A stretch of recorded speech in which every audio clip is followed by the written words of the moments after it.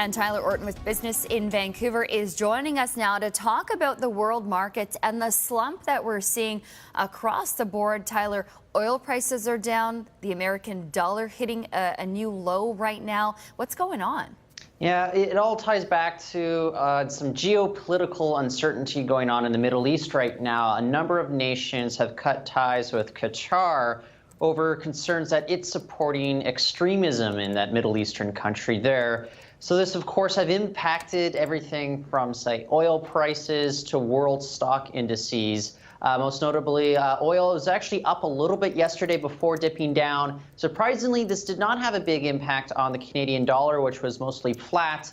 The dollar did have a big impact, though, on was the U.S. greenback. There's other concerns about what may happen tomorrow. James Comey, former FBI director, he's going to be testifying, and that is pushing a lot of investors away from riskier assets, instead looking more towards gold, which is always seen as a stable option, as well as German bonds. So right now, as you said, North American markets just opened up, but overnight we saw European markets and Asian markets take a hit. It's going to be an interesting day in these North American markets here. We're all going to be watching what kind of impacts we're seeing from kind of this outbreak of what's going on in the Middle East right now. And Tyler, a little closer to home, Canada's Innovation Minister asking the CRTC to revisit a ruling with regards to wireless carriers. What might this mean for consumers? Yeah, well, just recall a few months ago that CRTC ruling made sure that a wireless carrier, this upstart carrier that was relying a lot on Wi-Fi technology as well as roaming agreements, it was no longer able to rely on an incumbent